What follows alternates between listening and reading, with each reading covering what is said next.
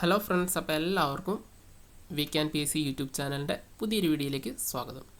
അപ്പം പൊതുവേ ഞാൻ വീഡിയോയ്ക്ക് ഇൻട്രൊഡക്ഷൻ ഒത്തിരി പറയാറില്ല, പക്ഷേ ഇന്നത്തെ വീഡിയോയിൽ കുറച്ച് ഇൻട്രൊഡക്ഷൻ പറയുന്നുണ്ട്. അപ്പോൾ എല്ലാവരും അതൊന്ന് കേൾക്കുക കേട്ടോ. കുറച്ച് അത്യാവശ്യ കാര്യങ്ങൾ പറയാനായിട്ട് അതൊന്ന് കേട്ടിട്ട് നമുക്ക് വീഡിയോയിലോട്ട് പോകും.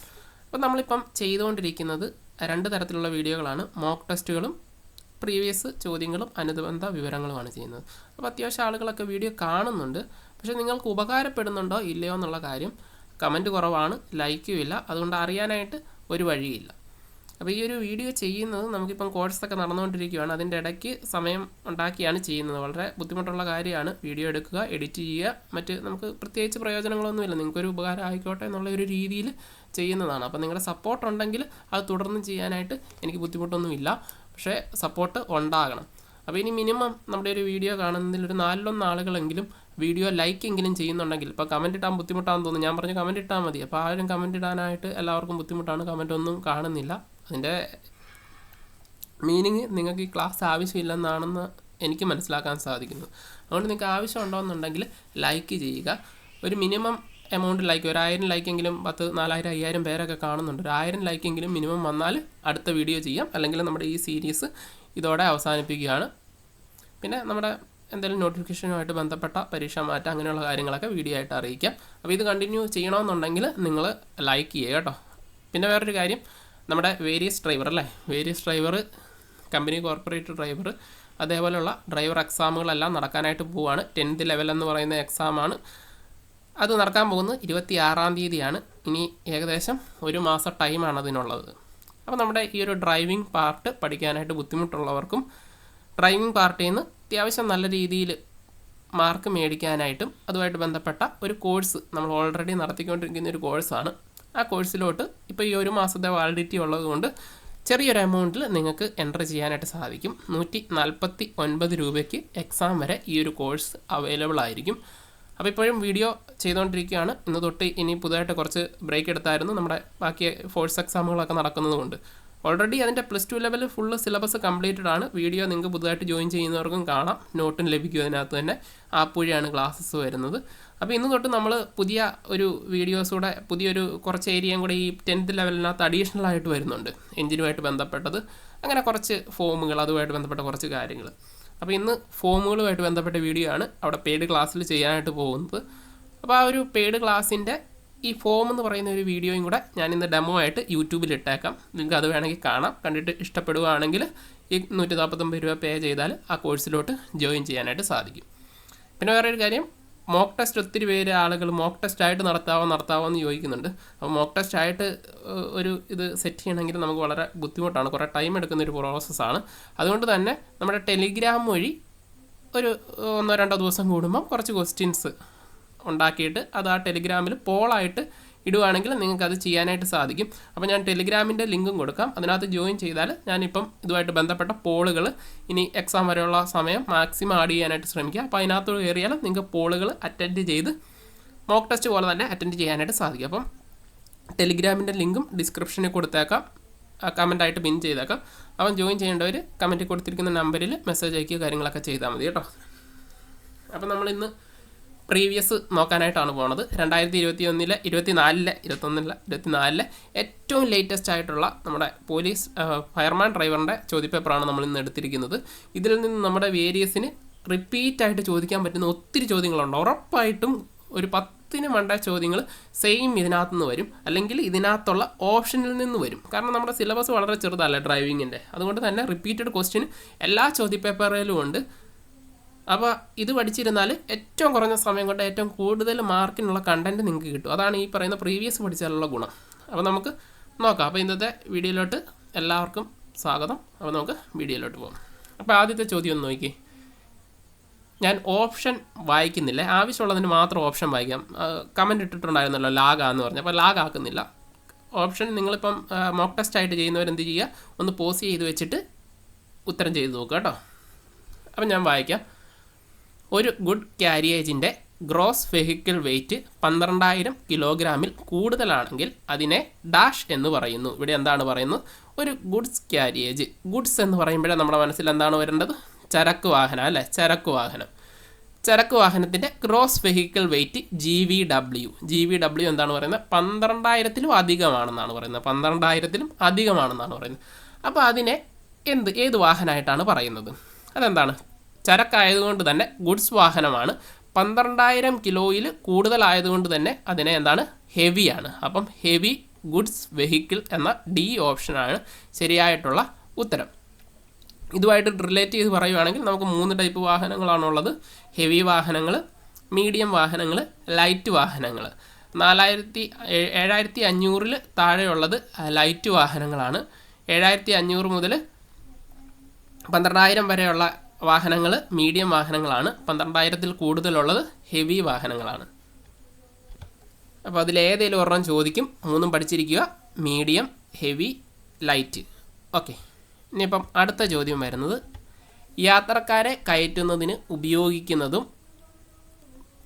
കുറഞ്ഞത് 4 വീല് ഉള്ളതുമായ വാഹനങ്ങൾ ഏത് തരത്തിൽ വരുന്നു?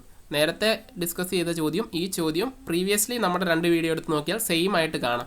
ഞാൻ കഴിഞ്ഞ വീഡിയോ M1-നെ പറ്റിയിട്ടുള്ള ചോദ്യങ്ങൾ വന്നപ്പോഴേ പറഞ്ഞായിരുന്നു, നമ്മളൊരു വാഹനത്തിൻ്റെ ക്ലാസിഫിക്കേഷനുമായിട്ടുള്ളൊരു ചോദ്യം കാണുമ്പോഴേ എന്താണ് ആദ്യം തന്നെ നമ്മുടെ മനസ്സിൽ വരേണ്ടത്? 3 കാറ്റഗറിയാണ്: M, N, T. M എന്ന് പറയുമ്പോഴേ യാത്രക്കാരെ ഓർക്കുക, യാത്രക്കാരെ കയറ്റുന്ന വാഹനങ്ങളാണ്. N എന്ന് പറയുമ്പോഴേ ചരക്ക് കയറ്റുന്ന വാഹനങ്ങളാണ്. T ഫോർ ട്രെയിലർ വിഭാഗത്തിൽപ്പെട്ട വാഹനങ്ങളാണ്. ഇവിടെ ഡയറക്റ്റ് ചോദ്യമാണ്, യാത്രക്കാരെ കയറ്റുന്നതിന് ഉപയോഗിക്കുന്ന വാഹനം ഏതാണ്? M വാഹനമാണ്. M കാറ്റഗറി വാഹനമാണ്. L1 ഒക്കെ എന്താണ്? നമ്മൾ ബൈക്ക് പോലെയുള്ള വാഹനങ്ങളാണ്. L1, L2 ഒക്കെ ലൈറ്റായിട്ടുള്ള വാഹനങ്ങളാണ് വരുന്നത്. പിന്നെ N എന്ന് പറയുന്നത് ചരക്ക് വാഹനമാണ് വരുന്നത്. ഓക്കെ. അടുത്ത ചോദ്യം നമ്മൾ സെയിം ചെയ്തിട്ടുള്ള മോക്ക് ടെസ്റ്റ് ചെയ്തിട്ടുള്ള ക്വസ്റ്റ്യനാണ്. ഹസാഡസ് ഗുഡ്സ് കൊണ്ടുപോകുന്ന ട്രാൻസ്പോർട്ട് വാഹനങ്ങൾ ഓടിക്കുന്നതിനുള്ള ലൈസൻസിൻ്റെ കാലാവധി എത്രയാണ്? ട്രാൻസ്പോർട്ട് വാഹനത്തിൻ്റെ ലൈസൻസിൻ്റെ കാലാവധി എത്രയാണ്? ട്രാൻസ്പോർട്ട് വാഹനത്തിൻ്റെ 5 വർഷമാണ്. ഇവിടെ ചോദിച്ചിരിക്കുന്നത് ഹസാഡസ് ഗുഡ്, അതായത് അപകടകരമായ ചരക്ക് കൊണ്ടുപോകുന്ന വാഹനങ്ങൾക്ക് ലഭിക്കുന്ന ലൈസൻസിൻ്റെ കാലാവധി എത്രയാണ്? അത് 3 വർഷമാണ്. മാറിപ്പോകരുത്. ട്രാൻസ്പോർട്ട് വാഹനങ്ങളുടെ അല്ലെങ്കിൽ ഹെവി വാഹനങ്ങളുടെ ലൈസൻസ് 5 വർഷത്തേക്കും ഈ പറയുന്ന ഹസാഡസ് വാഹനങ്ങളുടെ ലൈസൻസ് 3 വർഷത്തേക്കുമാണ് കാലാവധി വരുന്നത്. താഴെ പറയുന്ന ഏതൊക്കെ കാരണങ്ങൾ കൊണ്ട് ഒരു ലൈസൻസിങ് അതോറിറ്റിക്ക് ഡ്രൈവിംഗ് ലൈസൻസ് അയോഗ്യത കൽപ്പിക്കാനായിട്ട് കഴിയും? ഏതൊക്കെ കാരണങ്ങളാണ്? ഗുഡ്സ് വെഹിക്കിളിൽ ഓവർലോഡ് കയറ്റിയാൽ അയോഗ്യത കൽപ്പിക്കാൻ കഴിയും. ഒരു പബ്ലിക് സർവീസ് വാഹനം ഓടിക്കുമ്പോൾ ഡ്രൈവർ പുക വലിച്ചുകൊണ്ട് വാഹനം ഓടിച്ചാൽ, യാത്രക്കാരെ കൊണ്ടുപോകുന്ന വാഹനത്തിലെ ഡ്രൈവർ ഓടിക്കുന്ന സമയത്ത് പുക വലിച്ചാൽ അയോഗ്യത കൽപ്പിക്കാൻ കഴിയുമോ? അയോഗ്യത കൽപ്പിക്കാൻ കഴിയും.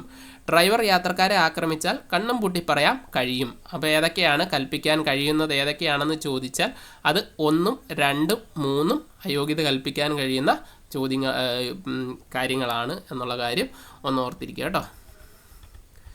ഇനി അടുത്തത്, കാവലില്ലാത്ത റെയിൽവേ ക്രോസിങ്ങിൽ ഡ്രൈവർ സ്വീകരിക്കേണ്ട മുൻകരുതലുകൾ ഏതെല്ലാം? KMVR-ലും സെക്ഷനിലും എല്ലാം സെയിം കാര്യം പറയുന്നുണ്ട്.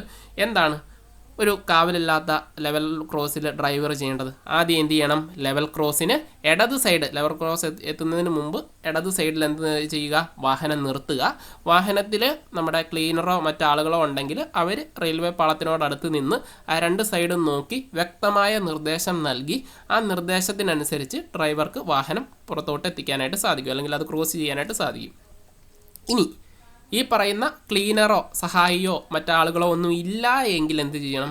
വാഹനത്തിൽ നിന്നും ഈ ഡ്രൈവർ പുറത്തിറങ്ങി റെയിൽവേ ക്രോസിൻ്റെ അവിടെ ചെന്നിട്ട് നോക്കുക, ട്രെയിൻ വല്ലതും വരുന്നുണ്ടോ, ട്രെയിൻ വരുന്നില്ലെന്ന് ഉറപ്പ് വരുത്തിയ ശേഷം വാഹനം കടന്നു പോകുക. അങ്ങനെയാണ് നമ്മുടെ നിയമത്തിൽ പറയുന്നത്. അതേപോലെ തന്നെ വേറൊരു കാര്യം പറയുന്നുണ്ട്, എപ്പോഴും ട്രെയിനുകൾക്കാണ് റൈറ്റ് ഓഫ് വേ. ഒരു റെയിൽവേ ക്രോസിൽ എപ്പോഴും എന്തിനാണ്? ട്രെയിനുകൾക്കാണ് റൈറ്റ് ഓഫ് വേ എന്നും പറയുന്നുണ്ട്. അപ്പോൾ ഇതുമായിട്ട് ബന്ധപ്പെട്ട് ഏറ്റവും കൃത്യമായിട്ടുള്ള ഓപ്ഷൻ, വാഹനം റോഡിൻ്റെ ഇടത് സൈഡിൽ നിർത്തിയ ശേഷം ഡ്രൈവർ വാഹനത്തിൽ നിന്നും ഇറങ്ങി റെയിൽവേ ട്രാക്കിൻ്റെ ഇരുവശങ്ങളിൽ നിന്നും ട്രെയിൻ വരുന്നില്ല എന്ന് ഉറപ്പ് വരുത്തുക എന്നതാണ് ശരിയായിട്ടുള്ള ഉത്തരം. ഇനി അടുത്തത്, താഴെ പറയുന്നതിൽ ഏതൊക്കെയാണ് public service vehicle? Public service എന്ന് പറയുമ്പോഴേ നമ്മുടെ മനസ്സിൽ എന്ത് വരണമെന്നാണ് പറയുന്നത്? യാത്രക്കാരെ കയറ്റുന്ന വാഹനം. പബ്ലിക് എന്ന് കേൾക്കുമ്പോഴേ പബ്ലിക്കായിട്ടുള്ള ആളുകളെ ഓർക്കുക. യാത്രക്കാരെ കയറ്റുന്ന വാഹനമാണ് പബ്ലിക് സർവീസ് വാഹനങ്ങൾ. താഴെ തന്നിരിക്കുന്നത് ഏത്? Motor cab. എന്താണ്? നമ്മുടെ ടാക്സി പോലത്തെ വാഹനങ്ങളാണ് മോട്ടോർ ക്യാബ് എന്ന് പറയുന്നത്, അല്ലേ? അത് ഈ പറയുന്ന പോലെ പബ്ലിക് സർവീസ് വാഹനമാണോ? അതെ. ഇനി ഈ പറയുന്ന സ്റ്റേജ് ക്യാരിയേജ് എന്താണ്? ബസ് പോലെയുള്ള വാഹനങ്ങൾ, KSRTC പോലെയുള്ള വാഹനങ്ങളാണ് സ്റ്റേജ് ക്യാരിയേജ് എന്ന് പറയുന്നത്. ഒരു നിശ്ചിത പൈസ ഒരാളുടെ കയ്യിൽ നിന്ന് ഈടാക്കി ഒരു പോയിന്റ് മുതൽ അടുത്ത പോയിന്റ് വരെ കൊണ്ടുപോയി ഇറക്കുന്ന വാഹനങ്ങൾ, അതാണ് സ്റ്റേജ് ക്യാരിയേജ്. അതും യാത്രക്കാരെ കൊണ്ടുപോകുന്ന വാഹനമാണ്. ഗുഡ്സ് ക്യാരിയേജ്, ചരക്ക് കൊണ്ടുപോകുന്ന വാഹനം ആൾക്കാരെ കൊണ്ടുപോകുന്ന വാഹനമാണോ? അല്ല. അപ്പം പബ്ലിക് സർവീസ് വാഹനങ്ങൾ 1ഉം 2ഉമാണ്. എ ആണ് ശരിയായിട്ടുള്ള ഉത്തരം വരുന്നത്. ഇനി അടുത്ത ചോദ്യം, 8 വർഷം വരെ പ്രായമുള്ള ട്രാൻസ്പോർട്ട് വാഹനങ്ങൾക്ക് ലഭിക്കുന്ന സർട്ടിഫിക്കറ്റ് ഓഫ് ഫിറ്റ്നസിൻ്റെ കാലാവധി എത്രയാണ്? നമ്മൾ കഴിഞ്ഞ വീഡിയോയിൽ പറഞ്ഞതാണ്. ഫിറ്റ്നസ് ആണ് പറയുന്നത്. ഫിറ്റ്നസ് ഏത് വാഹനത്തിൻ്റെയാണ്? ട്രാൻസ്പോർട്ട് വാഹനത്തിൻ്റെയാണ്. ഫിറ്റ്നസ് 2 രീതിയിലാണ് ട്രാൻസ്പോർട്ട് വാഹനങ്ങൾക്ക് പറയുന്നത്. 8 വർഷത്തിന് താഴോട്ടുള്ള വാഹനങ്ങളും 8 വർഷത്തിന് മുകളിലോട്ടുള്ള വാഹനങ്ങൾ. 8 വർഷത്തിൽ താഴോട്ടുള്ളതെന്ന് പറയുമ്പം ഏകദേശം പുതിയ വാഹനങ്ങളൊക്കെ ആണെങ്കിൽ അതിന് ഫിറ്റ്നസ് കാലാവധി എത്ര വർഷത്തേക്കാണ് ലഭിക്കുന്നത്? ഫിറ്റ്നസ് കാലാവധി 2 വർഷത്തേക്കാണ് ലഭിക്കുന്നത്. ഇനി 8 വർഷത്തിന് മുകളിലോട്ടുള്ള വാഹനമാണെങ്കിൽ എത്ര വർഷത്തേക്കാണ് ലഭിക്കുന്നത്? 1 വർഷത്തേക്കാണ് ലഭിക്കുന്നത്. ഇവിടുത്തെ ചോദ്യം എന്താണ്? 8 വർഷം വരെ, അതായത് 8 വർഷത്തിൽ താഴെ പ്രായമുള്ള വാഹനത്തിന് സർട്ടിഫിക്കറ്റ് ഓഫ് ഫിറ്റ്നസ് എത്ര നാളത്തേക്കാണെന്ന് ചോദിച്ചാൽ അത് ഈ പറയുന്ന 2 വർഷത്തേക്കാണ്. ഇനി അടുത്തത്, റോഡിൻ്റെ മധ്യഭാഗം തുടർച്ചയായ മഞ്ഞ വരകൾ വരച്ചിട്ടുണ്ട് എങ്കിൽ വാഹനങ്ങൾ എന്ത് ചെയ്യണം? അപ്പം വരകൾ 2 കളറിലാണ് പൊതുവെ വരയ്ക്കാറ്. ഏതൊക്കെയാണ്? മഞ്ഞ വരകളുമുണ്ട്, വെള്ള വരകളുമുണ്ട്. മഞ്ഞ, വെള്ള. അത് തന്നെ 2 രീതിയിൽ, റോഡിൻ്റെ നടുക്കൂടെ സൈഡിൽ കൂടെ വരയ്ക്കുന്ന വരയാണേ പറയുന്നത്. അപ്പം അത് തന്നെ 2 രീതി വരും. ഒന്ന് സോളിഡ്, മഞ്ഞ സോളിഡും ഉണ്ട്, വെള്ള സോളിഡും ഉണ്ട്. സോളിഡ് എന്ന് വെച്ചാൽ തുടർച്ചയായിട്ട് വിടവില്ലാതെ ഇങ്ങനെ വരച്ച് പോകുന്നതാണ് സോളിഡ് ലൈനുകൾ. പിന്നെ വരുന്നത് ബ്രോക്കൺ ലൈനുകളുണ്ട്. ബ്രോക്കൺ ലൈൻ എന്ന് പറഞ്ഞാൽ ചെറിയ ചെറിയ അളവിൽ ഇങ്ങനെ വിട്ട് വരയ്ക്കുന്നതാണ് ബ്രോക്കൺ ലൈൻ. മഞ്ഞയും സോളിഡ് ലൈൻ ഉണ്ട്, വെള്ളയും സോളിഡ് ലൈൻ ഉണ്ട്. മഞ്ഞയും ബ്രോക്കൺ ലൈൻ ഉണ്ട്, വെള്ളയും ബ്രോക്കൺ ലൈൻ ഉണ്ട്. രണ്ടും ഉപയോഗം പറയുമ്പം സെയിം ഉപയോഗമാണ്. നമ്മൾ എവിടെയായാലും ഈ പറയുന്ന സോളിഡ് ലൈൻ കാണുന്നുണ്ടെങ്കിൽ അതിനെ തൊടുവോ മുറിച്ച് കിടക്കുവോ അത് മുറിച്ച് ഓവർടേക്ക് ചെയ്യാനോ ഒന്നും ശ്രമിക്കരുതെന്നാണ് സോളിഡ് ലൈന് അല്ലെങ്കിൽ തുടർച്ചയായിട്ടുള്ള വര കൊണ്ട് സൂചിപ്പിക്കുന്നത്. ഇനി വിട്ടുവിട്ട വരയാണെങ്കിൽ നമുക്ക് ഓവർടേക്കിങ് സാധിക്കുന്ന ഒരു മേഖലയാണ് ഈ പറയുന്ന പോലെ ബ്രോക്കൺ ലൈൻ കൊണ്ട് സൂചിപ്പിക്കുന്നത്. അപ്പോൾ ഈ മഞ്ഞയും വെള്ളയും ഉപയോഗിക്കുന്നത് എന്താണെന്ന് വെച്ചാൽ, ഇതല്ലാതെ ഇനി ഡബിൾ ലൈൻ ഉണ്ട് കേട്ടോ. ഇരട്ട ലൈൻ വരുന്നുണ്ട് മഞ്ഞയൊക്കെ. അപ്പം അത് ഇപ്പം പറയുന്നില്ല, ഇത് രണ്ടും ശ്രദ്ധിക്കുക. അപ്പം സോളിഡും ബ്രോക്കണും ഉണ്ട്. അപ്പോൾ ഇത് തമ്മിൽ മഞ്ഞയും വെള്ളയും വരയ്ക്കുന്നതിൻ്റെ കാര്യം കുറച്ചുകൂടെ കൂടുതൽ ശ്രദ്ധ വേണ്ട സ്ഥലത്താണ് മഞ്ഞ കാണാറ്. പൊതുവേ നമുക്ക് വെള്ള കാണുമ്പോൾ നമുക്ക് പ്രത്യേകിച്ചൊന്നും തോന്നാറില്ല, പക്ഷേ മഞ്ഞ കാണുമ്പോൾ നമ്മളൊന്നും ശ്രദ്ധിക്കില്ല. കാരണം എല്ലായിടത്തും ഇല്ല, ചില സ്ഥലങ്ങളിൽ മാത്രമേ മഞ്ഞ കാണാറുള്ളൂ. മഞ്ഞ കുറച്ചുകൂടി ഒരു കൂടുതൽ ശ്രദ്ധ എന്ന രീതിയിൽ വരുന്ന ഒരു കൺസെപ്റ്റാണ് മഞ്ഞ കൊണ്ട് ഉദ്ദേശിക്കുന്നത്. രണ്ടും ഒരു കൺസെപ്റ്റ് തന്നെയാണ്. തൊടാനോ മുറിച്ച് കിടക്കാനോ പാടില്ല സോളിഡ് ആണെങ്കിൽ. ഇനി അടുത്ത ക്വസ്റ്റ്യൻ വരുന്നത്, നിങ്ങളുടെ വാഹനം ഒരു ട്രാഫിക് ഐലൻഡിനെ സമീപിക്കുമ്പോൾ ആംബർ ലൈറ്റ് തെളിയുകയും കെടുകയും ചെയ്തുകൊണ്ടിരുന്നാൽ എങ്ങനെ കടന്നു പോകണം? സെയിം ക്വസ്റ്റ്യൻ നമ്മൾ ചെയ്തിട്ടുള്ളതാണ്. എന്താണ് ചോദിച്ചിരിക്കുന്നത്? ഒരു ട്രാഫിക് ഐലൻഡ് എന്ന് പറഞ്ഞു കഴിഞ്ഞാൽ എന്തെങ്കിലും ഒരു ചെറിയ നമ്മുടെ റോഡിൻ്റെ നടുക്കൊക്കെ പോലീസുകാർ കൈയൊക്കെ കാണിക്കാനായിട്ടൊരു സംഭവമൊക്കെ കെട്ടി നിൽക്കുമല്ലോ, അതല്ല, അങ്ങനെയുള്ള റോഡിൻ്റെ നടുക്കുള്ള സംഭവങ്ങളെയാണ് ട്രാഫിക് ഐലൻഡ് എന്ന് പറയുന്നത്. അപ്പോൾ അങ്ങനെ ഒരു ഐലൻഡിനെ സമീപിക്കുകയാണ്. ഇവിടെ ഐലൻഡിൽ പോലീസുകാരന് പോലെ എന്താണ്? നമ്മുടെ സിഗ്നലാണ്. നമ്മുടെ 3 കളറുള്ള സിഗ്നലാണ്. ചുമലയുണ്ട്, ഈ പറയുന്ന മഞ്ഞ പോലത്തെ ഒരു കളറുണ്ട്, വെള്ളയുണ്ടല്ലേ. അപ്പം മഞ്ഞയ്ക്ക് പറയുന്ന പേരാണ് ആംബർ. ഞാൻ മോഡൽ ക്വസ്റ്റ്യൻ ഇട്ടപ്പോൾ തന്നെ അതിനകത്ത് ഇട്ടിട്ടുണ്ട് ആംബർ നിറം എന്ന് പറഞ്ഞാൽ ഏതാണ്? മഞ്ഞ, ചുമല എന്നൊക്കെ പറഞ്ഞ ഓപ്ഷൻ കൊടുത്തിട്ടുണ്ടായിരുന്നു. അതേപോലെ ഒരു ഓറഞ്ച് കളർ അല്ലെങ്കിൽ മഞ്ഞ കളറാണ് ഈ പറയുന്ന ആംബർ ലൈറ്റ്. അപ്പോൾ ആംബർ ലൈറ്റ് എന്താണെന്ന് അറിയാത്തവർക്ക് തെറ്റിപ്പോകാനായിട്ടുള്ളൊരു സാധ്യതയുണ്ട്. ആംബർ ലൈറ്റ് എന്താണ്? ഈ നടുക്ക് കാണുന്ന ആ ഓറഞ്ച് ലൈറ്റിനെയാണ് ആംബർ ലൈറ്റ് എന്ന് പറയുന്നത്.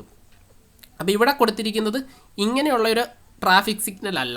ഇതല്ലാതെ നമ്മൾ ചില സ്ഥലങ്ങളിൽ ഓരോ സിഗ്നൽ കാണാം. ചിലപ്പോൾ റെഡ് ആയിരിക്കും മിന്നി കത്തുന്നത്, ചിലപ്പം ഓറഞ്ച് ആയിരിക്കും മിന്നി കത്തുന്നത്. അതേപോലെ ഓരോ ലൈറ്റ് വെക്കാറുണ്ട് അപകട സാധ്യത മേഖലകളിൽ. അപ്പോൾ അങ്ങനത്തെ ലൈറ്റാണ്, അങ്ങനെയുള്ള സ്ഥലത്താണ് മിന്നി തെളിയുന്നത്. അല്ലാത്തടത്ത് ഒന്നെങ്കിൽ തെളിഞ്ഞ് നിൽക്കും അല്ലെങ്കിൽ കെടും. അങ്ങനെയാണ് വരുന്നത് സാധാരണ ട്രാഫിക് സിഗ്നലുകളിൽ. അല്ലാതെ ചില സ്ഥലങ്ങളിൽ മാത്രം വെക്കുന്ന സിഗ്നലുകളാണ് ഈ ഒരു ലൈറ്റ് മാത്രമേ കാണത്തുള്ളൂ, ഒന്നെങ്കിൽ റെഡ് അല്ലെങ്കിൽ ഈ പറയുന്ന ആംബർ. അപ്പോൾ അങ്ങനെ ഒരു ആംബർ ലൈറ്റ് കാണുന്നു, ആംബർ മിന്നി കത്തുക. ആംബർ മിന്നി കത്തിയാൽ എന്താണ് നമ്മൾ ചെയ്യേണ്ടത്? ആംബർ മിന്നി കത്തിക്കഴിഞ്ഞാൽ നമ്മൾ ഏതെങ്കിലും റോഡിനെ അഭിമുഖീകരിക്കുമ്പോഴായിരിക്കും ഇത് കാണുന്നത്. അപ്പോൾ നമ്മൾ എന്ത് ചെയ്യണമെന്ന് വെച്ചാൽ ശ്രദ്ധയോടെ 2 സൈഡും നോക്കുക, അതിനുശേഷം കടന്നു പോകുക.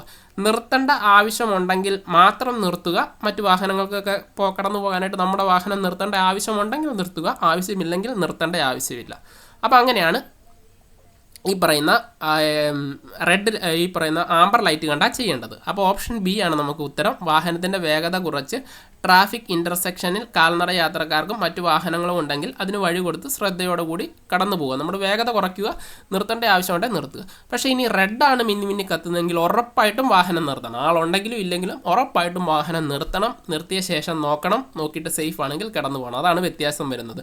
ആംബർ ലൈറ്റ് മിന്നി കത്തിയാൽ നിർത്തണമെന്ന് നിർബന്ധമില്ല, ആവശ്യമുണ്ടെങ്കിൽ നിർത്താം. പക്ഷേ റെഡ് മിന്നി കത്തിക്കഴിഞ്ഞാൽ എന്ത് ചെയ്യണം?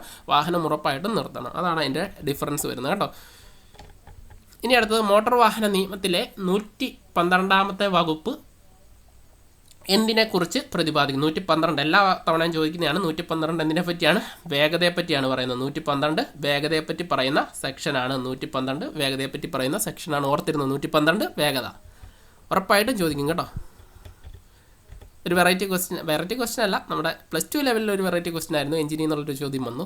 താഴെ പറയുന്നവയിൽ IC എഞ്ചിൻ അല്ലാത്തത് ഏത്? IC എഞ്ചിൻ എന്താണ്? Internal combustion engine. അതായത് അകത്ത് കമ്പഷൻ നടക്കുന്ന എഞ്ചിനുകളാണ് ഇൻറ്റേർണൽ കമ്പഷൻ എഞ്ചിൻ. അതിനുദാഹരണം പെട്രോൾ എഞ്ചിനും ഡീസൽ എഞ്ചിനും ഒക്കെയാണ് അതിനുദാഹരണം. അപ്പം പെട്രോൾ എഞ്ചിന്, ഡീസൽ എഞ്ചിന്, 2 സ്ട്രോക്ക് എഞ്ചിനൊക്കെ എന്താണ്? IC എഞ്ചിനാണ്. ഇവിടെ ചോദിച്ചിരിക്കുന്ന IC എഞ്ചിൻ അല്ലാതെ അല്ലാത്ത എഞ്ചിൻ ഏതാണെന്നാണ് ചോദിക്കുന്നത്. അത് സ്റ്റീം എഞ്ചിൻ അല്ലെങ്കിൽ ആവി യന്ത്രം അല്ലെങ്കിൽ സ്റ്റീം എഞ്ചിനാണ് ഈ പറയുന്ന ഇൻറ്റേർണൽ കമ്പഷൻ എഞ്ചിൻ അല്ലാത്തത് എക്സ്റ്റേണൽ കമ്പഷൻ എഞ്ചിനാണ്. അപ്പോൾ ശരിയായ ഉത്തരം സി ആണ് കേട്ടോ. ബാക്കി മൂന്നും എന്താണ്? ഇൻറ്റേർണൽ കമ്പഷൻ എഞ്ചിനാണ് വരുന്നത്, IC എഞ്ചിനുകളാണ് വരുന്നത്. നിങ്ങൾ ഓടിക്കുന്ന വാഹനം അപകടത്തിൽ പെട്ട് ആർക്കെങ്കിലും പരിക്കു പറ്റിയാൽ നിങ്ങൾ എന്ത് ചെയ്യണം? ഇതിനകത്ത് ഈ തന്നിരിക്കുന്ന ഓപ്ഷനിൽ നിന്നും ഏറ്റവും കൃത്യമായിട്ടുള്ള ആൻസർ വൈദ്യസഹായം ഏർപ്പെടുത്തണം, അടുത്തുള്ള പോലീസ് സ്റ്റേഷനിൽ 24 മണിക്കൂറിനുള്ളിൽ വിവരം അറിയിക്കണം എന്നാണ് പറയുന്നത്. നമ്മൾ ആ ഒരു അപകടം ഉണ്ടായിക്കഴിഞ്ഞാൽ ആദ്യം എന്ത് ചെയ്യണം? അപകടത്തിൽ പറ്റിയ ആളുകൾക്ക് പരിക്കുകളുണ്ടോ എന്നൊക്കെ നോക്കുക. അപകടം പറ്റുമ്പോൾ എന്താണ്? കോപം അല്ലെങ്കിൽ ദേഷ്യം വരാനായിട്ടുള്ളൊരു സാധ്യതയുണ്ട്. അതൊക്കെ കണക്കിലെടുത്ത് അതിനനുസരിച്ച് നമ്മൾ പ്രവർത്തിക്കുക. ആർക്കെങ്കിലും തക്കതായിട്ടുള്ള പ്രശ്നങ്ങളുണ്ടെങ്കിൽ ആശുപത്രിയിൽ ഏൽപ്പിക്കുക. ആശുപത്രിയിൽ ഏൽപ്പിച്ചിട്ട് നമുക്ക് കഴിയുന്നത് പോലെ അത്രയും നേരത്തെ പോലീസ് സ്റ്റേഷനിൽ അറിയിക്കുക. ഒരിക്കലും ആ സമയം 24 മണിക്കൂറിൽ കൂടി പോകാൻ പാടില്ല. പിന്നെ എന്താണ്? ഈ പറയുന്ന വാഹന അപകടവുമായിട്ട് ബന്ധപ്പെട്ട കാര്യങ്ങൾ അങ്ങോട്ടും ഇങ്ങോട്ടും പങ്കുവെക്കുക. ഏതാണ്? വണ്ടി, മറ്റേ ആളുടെ വണ്ടിയും ലൈസൻസും ഒക്കെ എതിരെ വണ്ടി ഇടിച്ച ആൾക്ക് കാണണമെന്നോ ആവശ്യമുണ്ടെങ്കിലൊക്കെ അത് കാണിക്കുക. അതേപോലെയുള്ള കാര്യങ്ങൾ, നമ്പർ, ഡീറ്റെയിൽസ് ഒക്കെ കൊടുക്കുക. പിന്നെ എന്താണ് പറയുന്നത്? ഈ അപകടമായിട്ട് ബന്ധപ്പെട്ട കാര്യങ്ങൾ ഇൻഷുർ തന്ന കമ്പനിയെ അറിയിക്കുക. അതൊക്കെയാണ്. പിന്നെ ഇതുമായിട്ട് ബന്ധപ്പെട്ട ഫോട്ടോസ് എടുക്കാൻ സാധിക്കുമെങ്കിൽ ഫോട്ടോസ് എടുക്കുക. അതൊക്കെയാണ് ആ സെക്ഷനിൽ മെയിനായിട്ട് പറയുന്നത് കേട്ടോ. ഇപ്പം ഞാൻ പറഞ്ഞപ്പം റിലേറ്റ് ചെയ്ത് അത്തരം പറഞ്ഞതേ ഉള്ളൂ കേട്ടോ. ഓക്കെ. ഇനി അടുത്തത്, താങ്കൾ വാഹനം ഓടിക്കുമ്പോൾ പിറകിൽ നിന്നും ഒരു ആംബുലൻസ് കടന്നു വന്നാൽ എന്ത് ചെയ്യണമെന്നാണ് ചോദിച്ചിരിക്കുന്നത്. ആദ്യത്തെ ഓപ്ഷനിൽ പറഞ്ഞത് ഒരു തരത്തിലും മുൻഗണനയും കൊടുക്കേണ്ടതില്ല എന്നത് തെറ്റായിട്ടുള്ള ഒരു ഓപ്ഷനാണ്. നമ്മുടെ മുമ്പിലുള്ള വാഹനം വശത്തേക്ക് മാറ്റിയാൽ മാത്രം വാഹനം വശങ്ങളിലേക്ക് മാറ്റുക. ശരിയാണോ? അല്ല. വാഹനം ഇടത് സൈഡിലോട്ട് മാറ്റി ആംബുലൻസിന് വഴിയൊരുക്കുക. ശരിയാണ്. വാഹനം റോഡിൽ തന്നെ നിർത്തിയിടുക. തെറ്റാണ്. ഓക്കെ. ഇനി അടുത്തത് എന്താണ്? ഒരു വാഹനത്തിൻ്റെ ഓഡോമീറ്റർ ഉപയോഗിക്കുന്നത് എന്ത്? ഓഡോമീറ്റർ എന്തിനെയാണ് സൂചിപ്പിക്കുന്നത്? ഓഡോമീറ്റർ എന്തിനെയാണ് സൂചിപ്പിക്കുന്നത്? നമ്മുടെ വാഹനം ഓടിയ ദൂരം, നമ്മുടെ വാഹനം മേടിച്ചപ്പോൾ തൊട്ട് ഓടിയ ദൂരമാണ്, മൊത്തം ഓടിയ ദൂരമാണ് ഓഡോമീറ്റർ എന്ന മീറ്റർ കൊണ്ട് ഉദ്ദേശിക്കുന്നത്. വാഹനം ഇതുവരെ ഓടിയിട്ടുള്ള മൊത്തം കിലോമീറ്റർ അറിയാനായിട്ട് ഉപയോഗിക്കുന്നതാണ് ഓഡോമീറ്റർ. അതായത് നമ്മളൊരു വാഹനമൊക്കെ എടുക്കാനായിട്ട് പോകുമ്പോൾ അതിൻ്റെ കിലോമീറ്റർ നോക്കുക. അത് എടുത്തപ്പം മുതൽ എന്തൂരെ ഓടി എന്നാണ് നോക്കുന്നത്. ആ കാണുന്ന ആ കൗണ്ട്, ഇപ്പം 10,000 അല്ലെങ്കിൽ 20,000, 1,00,000 എന്നൊക്കെ നമ്മൾ ആ കാണുന്ന ആ സംഖ്യ എന്താണ് സൂചിപ്പിക്കുന്നത്? ആ മീറ്ററിനെ എന്താണ് പറയുന്നത്? അതിനെ ഓഡോമീറ്റർ എന്ന് പറയും. ഇനി വാഹനത്തിൻ്റെ സ്പീഡ്, ഇപ്പോൾ ഓടുന്ന സ്പീഡ്, നമ്മൾ കറണ്ട്ലി 60 കിലോമീറ്ററിൽ ഓടുന്നു, 100 കിലോമീറ്റർ, 120 കിലോമീറ്ററിൽ ഓടുന്നു. സ്പീഡ് പറയാനായിട്ട്, വാഹനത്തിൻ്റെ സ്പീഡ് പറയാനായിട്ട് ഉപയോഗിക്കുന്നത് ഏതാണ്? സ്പീഡോമീറ്ററാണ്. സ്പീഡ് കാണിക്കാനായിട്ട് ഉദ്ദേശിക്കുന്നു. ഇനി ഇന്ധനത്തിൻ്റെ അളവ് കാണിക്കാനായിട്ട് എന്താണ് ഉപയോഗിക്കുന്നത്? അത് ഗേജാണ്, ഫ്യുവൽ ഗേജാണ് അതിനുപയോഗിക്കുന്നത്. ഇന്ധനത്തിൻ്റെ അളവ് കാണിക്കാൻ എന്തോരമുണ്ട്, ആണോ അതോ ഫുള്ളാണോ എന്നൊക്കെ കാണിക്കാനായിട്ട് ഉപയോഗിക്കുന്നത് എന്താണ്? ഫ്യുവൽ ഗേജാണ്. ഇനി എഞ്ചിൻ്റെ RPM കാണാനായിട്ട് ഉപയോഗിക്കുന്നത് എന്താണ്? RPM കാണാനായിട്ട് ഉപയോഗിക്കുന്നത് നമ്മുടെ ടാക്കോമീറ്റർ ആണ്.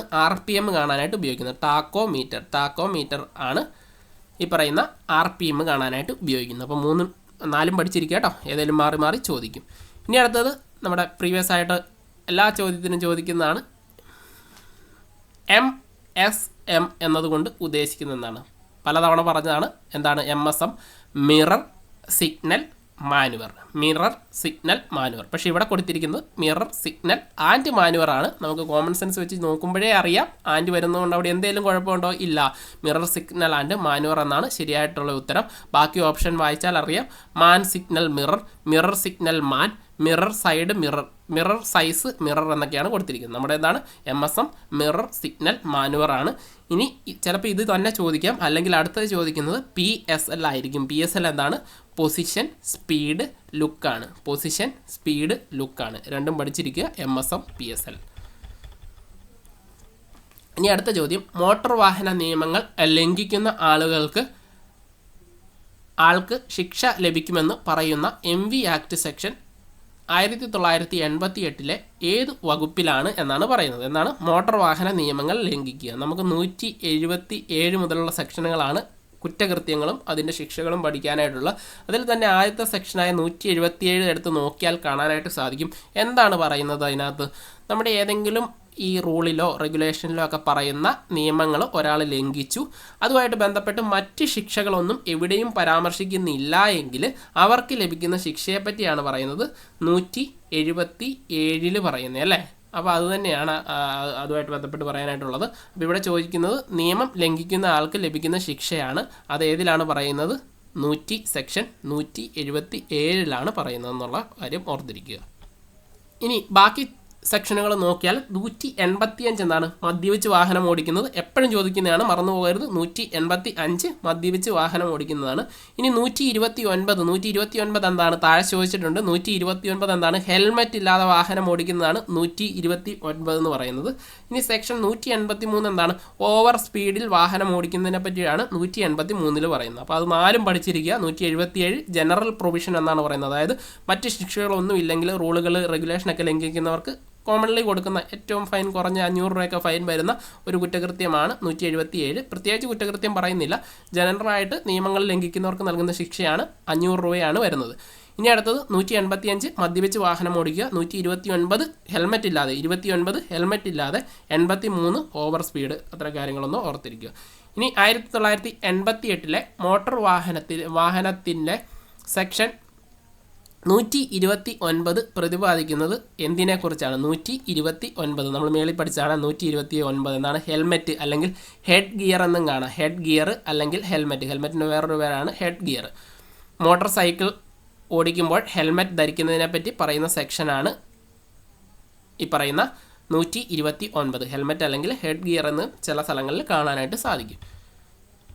ഇനി അടുത്തത്, പൊതുസ്ഥലത്ത് യൂണിഫോമിൽ നിൽക്കുന്ന നിയമപാലകൻ നൽകുന്ന നിർദ്ദേശങ്ങൾ ബോധപൂർവം അനുസരിക്കാതെ ഡ്രൈവർക്കെതിരെയുള്ള മോട്ടോർ വാഹന നിയമത്തിലെ വകുപ്പ് ഏതാണെന്നാണ് ചോദിക്കുന്നത്. ഇവിടെ എന്താണ് പറയുന്നത്? പൊതുസ്ഥലത്ത് യൂണിഫോമിൽ നിൽക്കുന്ന നിയമപാലകൻ നൽകുന്ന നിർദ്ദേശങ്ങൾ, പോലീസുകാരനോ മറ്റ് മോട്ടോർ വാഹന വകുപ്പിലെ ഉദ്യോഗസ്ഥരൊക്കെ നൽകുന്ന നിർദ്ദേശങ്ങൾ ബോധപൂർവം അനുസരിക്കാതിരുന്നാൽ ലഭിക്കുന്ന ശിക്ഷ ആണ് ചോദിച്ചിരിക്കുന്നത്. ഏത് സെക്ഷനിലാണെന്നാണ് ചോദിക്കുന്നത്. അത് 179 179 എന്താണ് പറയുന്നതെന്ന് പരിശോധിച്ചാൽ നമുക്ക് കാണാനായിട്ട് സാധിക്കും. എന്തൊക്കെയാണ്? ഉത്തരവുകൾ അനുസരിക്കാതിരിക്കുക, നിയമപാലകർ നൽകുന്ന ഉത്തരവുകൾ അനുസരിക്കാതിരിക്കുക, വിവരങ്ങൾ നിഷേധിക്കുക, എന്തെങ്കിലും വിവരങ്ങൾ തിരക്കിയാൽ അത് നിഷേധിക്കുക, ഇനി അവരുടെ കൃത്യനിർവഹണത്തിന് തടസ്സം സൃഷ്ടിക്കുക, അങ്ങനെയൊക്കെ ചെയ്തു കഴിഞ്ഞാൽ ശിക്ഷ ലഭിക്കുന്നു എന്നാണ് പറയുന്നത് 179. അതുകൊണ്ട് യൂണിഫോമിൽ നിൽക്കുന്ന നിയമപാലകരെ അനുസരിച്ചില്ലെങ്കിൽ അത് 179 2000 രൂപ വരെ ശിക്ഷ ആദ്യത്തെ തവണ ലഭിക്കുന്ന ഒരു കുറ്റകൃത്യമാണെന്നുള്ള കാര്യം കൂടെ ഓർക്കുക കേട്ടോ. ഇനി അടുത്തത് മോട്ടോർ വാഹന നിയമത്തിലെ 192 എന്തുമായിട്ട് ബന്ധപ്പെട്ടിരിക്കുന്നു? 192 എന്ന് പറയുന്ന സെക്ഷൻ നമുക്ക് പഠിക്കാനുണ്ട്. അതിനകത്ത് തന്നെ സബ്സെക്ഷൻ 1 191 എന്തിനെപ്പറ്റി പറയുന്നു? സുരക്ഷിതമല്ലാത്ത വാഹനം ഓടിക്കുക, അൺസേഫ് ആയിട്ടുള്ള വാഹനം ഓടിക്കുന്നതിനെ പറ്റിയിട്ടാണ്. അത് ഓടിച്ച് അപകടമുണ്ടായാൽ അതിനുള്ള ശിക്ഷ, അങ്ങനെയുള്ള കാര്യങ്ങളാണ് 191 പറയുന്നത്. 192 എന്ത് പറയുന്നതെന്ന് ചോദിച്ചാൽ 192 ശബ്ദ വായു മലിനീകരണവുമായിട്ട് ബന്ധപ്പെട്ട കാര്യങ്ങളാണ് പറയുന്നത്. ശബ്ദവായു മലിനീകരണവുമായിട്ട് ബന്ധപ്പെട്ട കാര്യങ്ങളാണ് പറയുന്നത് 192. അപ്പോൾ ഇവിടെയുണ്ട് ശബ്ദ വായു മലിനീകരണവുമായിട്ട് ബന്ധപ്പെട്ടതാണ് 192. ഇനി 193 എന്താണ് പറയുന്നതെന്ന് ചോദിച്ചാൽ നിയമം ലംഘിച്ച് അല്ലെങ്കിൽ ഏതെങ്കിലും ഉത്തരവുകൾ ലംഘിച്ച് അല്ലെങ്കിൽ ഏതെങ്കിലും വ്യവസ്ഥകൾ ലംഘിച്ച് ഹസാഡസ് വാഹനങ്ങൾ ഓടിച്ചാലുള്ള ശിക്ഷയെ പറ്റിയിട്ടാണ് 190(3) ഹസാഡസ് അല്ലെങ്കിൽ അപകടകരമായ ചരക്ക് കൊണ്ടുവന്ന വാഹനങ്ങൾ വ്യവസ്ഥകൾ ലംഘിച്ചുകൊണ്ട് ഓടിച്ചാൽ ലഭിക്കുന്ന ശിക്ഷയാണ് 190(3). 3 പഠിച്ചിരിക്കുക. 191 അൺസേഫായ വാഹനം ഓടിക്കുക. 192 ശബ്ദവായു മലിനീകരണം. 193 ഹസാഡസ് വാഹനങ്ങൾ നിയമം ലംഘിച്ച് ഓടിക്കുക. ഇനി അടുത്ത ചോദ്യം സെക്ഷൻ 190 അല്ല ക്വസ്റ്റ്യൻ 90. സെക്ഷൻ 112 വേഗതാ പരിധി നിയമപ്രകാരം ഇപ്പോൾ ഓട്ടോറിക്ഷ 3 വീലറിൻ്റെ 6 വരി നാഷണൽ ഹൈവേയിൽ പരമാവധി വേഗത എത്രയായി നിജപ്പെടുത്തിയിരിക്കുന്നു? ഞാൻ ക്ലാസ് എടുത്തപ്പോൾ തന്നെ പറഞ്ഞതാണ്. ഓട്ടോയാണോ ഒന്നും നോക്കണ്ട, ഏത് റോഡിലാണെങ്കിലും 50 സ്പീഡ് വരുന്നത്. ജനറലിൽ നമ്മുടെ 112 പറഞ്ഞിരിക്കുന്ന ഗസറ്റഡ് അനുസരിച്ച് ഓട്ടോയ്ക്ക് എല്ലാ റോഡിലും 6 വരി 4 വരി സംസ്ഥാന മേജർ റോഡുകൾ മറ്റ് റോഡുകളിലെല്ലാം പറഞ്ഞിരിക്കുന്ന സ്പീഡ് എത്രയാണ്? 50. അതേപോലെ തന്നെ എഡ്യൂക്കേഷൻ ഇൻസ്റ്റിറ്റ്യൂഷൻ ബസ് EIBക്കും പറഞ്ഞിരിക്കുന്നത് 50 കിലോമീറ്റർ ആണെന്നുള്ള കാര്യം ഓർക്കുക. അപ്പം ഓട്ടോ എവിടെ കണ്ടാലും നമുക്ക് 50 കിലോമീറ്റർ ക്ലിക്ക് ചെയ്യാനായിട്ട് സാധിക്കും കേട്ടോ. 50 കിലോമീറ്ററാണ് ഉത്തരം വരുന്നത്. ഇനി അടുത്തത് നമ്മുടെ ഗുഡ് സാമരിറ്റൻ നിയമം. ബഹുമാനപ്പെട്ട സുപ്രീം കോടതി ഗുഡ് സാമരിറ്റൻ നിയമം അല്ലെങ്കിൽ നല്ല സമരിയക്കാരൻ നിയമം പാസ്സാക്കിയത് ഏത് വർഷമാണെന്ന് ചോദിച്ചാൽ അത് 2016. ഗുഡ് സാമരിറ്റൻ എന്താണ്? നമ്മുടെ അപകടത്തിൽ നല്ല രീതിയിൽ പ്രവർത്തിക്കുന്ന, ഒരു പ്രതിഫലവും കരുതാതെ, ഒരു ബന്ധവും ഇല്ലാത്ത ആളുകൾ പ്രവർത്തിക്കുന്ന പ്രവർത്തനങ്ങളാണ് ഗുഡ് സാമരിറ്റൻ. അങ്ങനെ പ്രവർത്തിക്കുന്ന ആളെയാണ് ഗുഡ് സാമരിറ്റൻ എന്ന് പറയുന്നത്. അങ്ങനെ ഒരു നിയമം നമ്മുടെ സുപ്രീം കോടതി പാസ്സാക്കിയിട്ടുണ്ട്. അതെന്നാണെന്ന് ചോദിച്ചാൽ അത് 2016. അതുമായിട്ട് ബന്ധപ്പെട്ട് നമുക്ക് പഠിക്കാനുള്ള സെക്ഷനുകൾ മോട്ടോർ വാഹന നിയമത്തിലെ സെക്ഷൻ 134A പഠിക്കാനുണ്ട്. അവിടെ എന്താണ് പറയുന്നത്? ഗുഡ് സാമരിറ്റിൻ്റെ സംരക്ഷണമാണ് സെക്ഷൻ 144A. സെക്ഷനാണ് സെക്ഷൻ 144A. റൂളിലോട്ട് വരുമ്പോഴത്തേന് റൂൾ 168 നമുക്ക് പഠിക്കാനുണ്ട്. അവിടെ എന്താണ് പറയുന്നത്? ഗുഡ് സാമരിറ്റിൻ്റെ റൈറ്റ്സ് ആണ് പറയുന്നത്, അല്ലെങ്കിൽ അവകാശങ്ങളാണ് പറയുന്നത്. ഗുഡ് സാമരിറ്റിൻ്റെ അവകാശങ്ങൾ പറയുന്ന മോട്ടോർ വാഹന റൂൾ ഏതാണെന്ന് ചോദിച്ചാൽ അത് 168.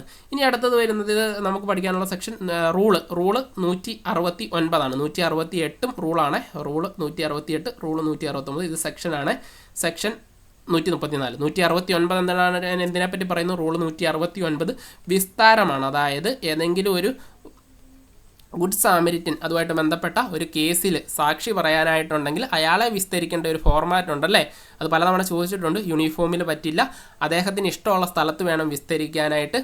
അദ്ദേഹത്തിന് ഭാഷ അറിയത്തില്ലെങ്കിൽ, അദ്ദേഹമായിട്ട് ബന്ധപ്പെടുന്ന ഭാഷ അറിയത്തില്ലെന്നുണ്ടെങ്കിൽ ഒരു ട്രാൻസ്ലേറ്ററെ ഉപയോഗിക്കണം എന്നൊക്കെ പറഞ്ഞ് 169 പറയുന്നുണ്ട് കേട്ടോ. അപ്പോൾ നമുക്ക് 3 സെക്ഷൻ ഗുഡ് സാമരിറ്റനുമായിട്ട് പഠിച്ചിരിക്കുക. ഏതെങ്കിലും ഒരെണ്ണം ചോദിക്കും ഉറപ്പായിട്ടും.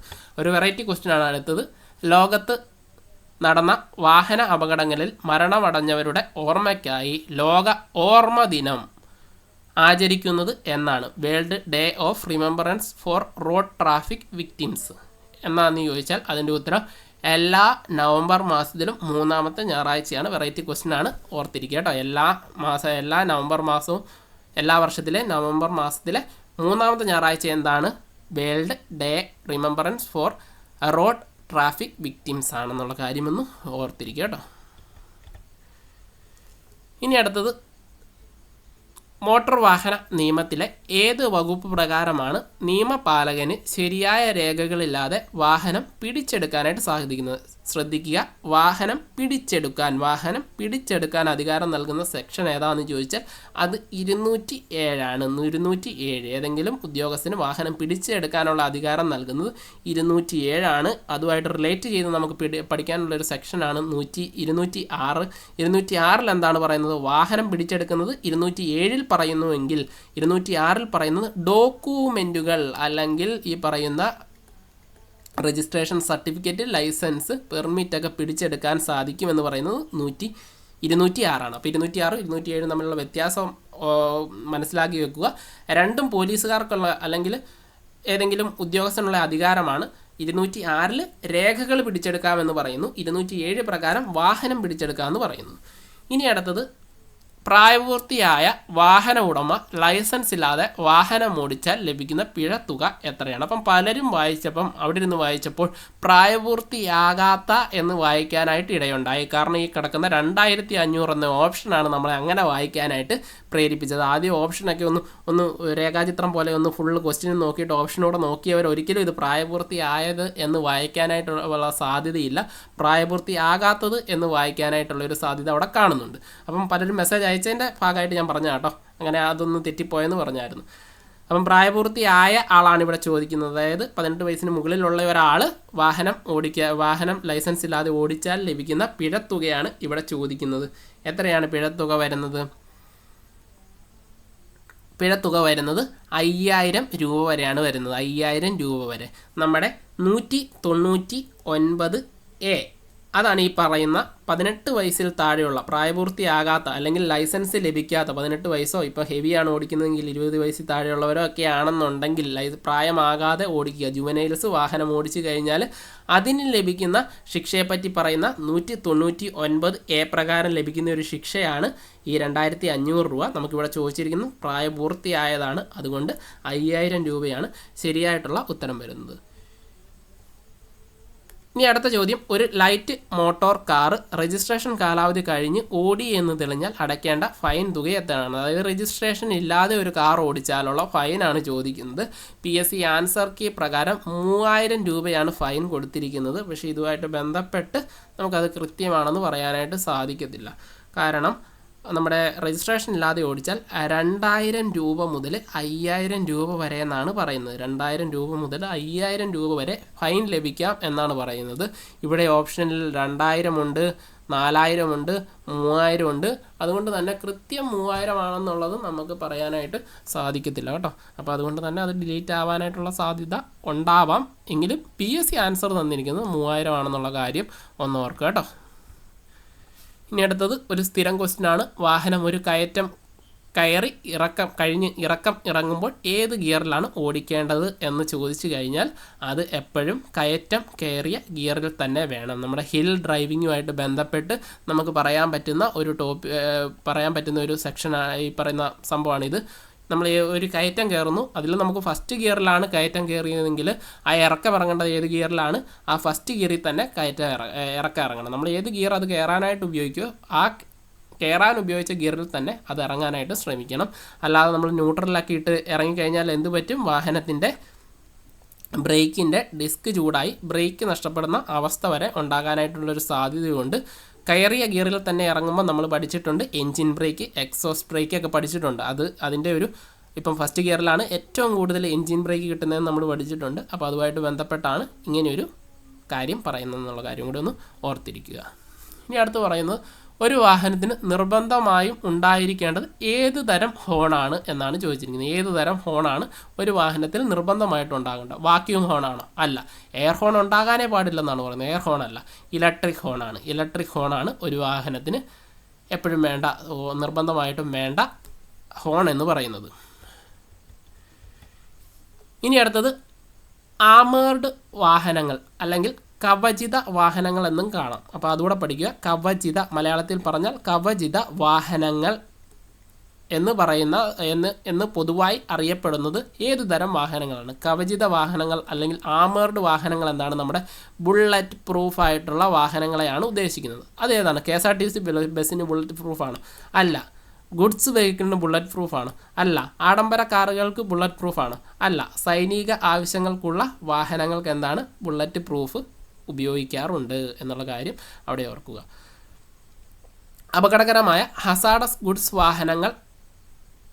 വാഹനങ്ങൾക്ക് നിർബന്ധമായും ഉണ്ടായിരിക്കേണ്ടത് എന്താണ്? എയർ ഹോൺ നിർബന്ധമാണോ? അല്ല.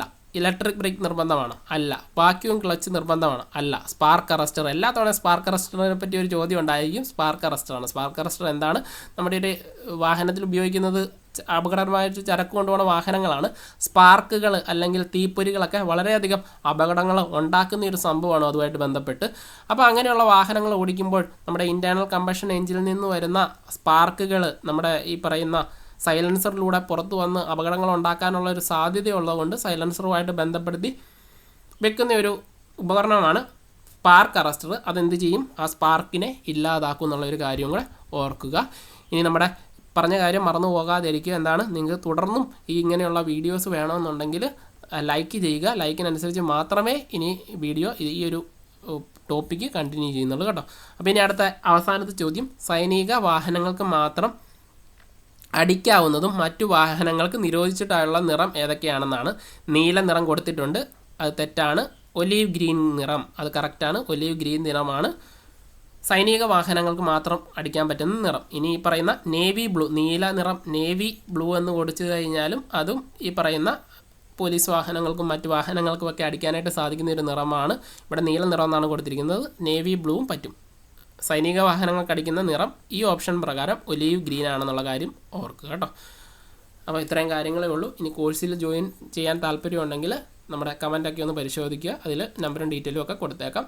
അപ്പോൾ ഇനി അടുത്ത വീഡിയോയിൽ കാണുന്നിടം വരെ ബൈ.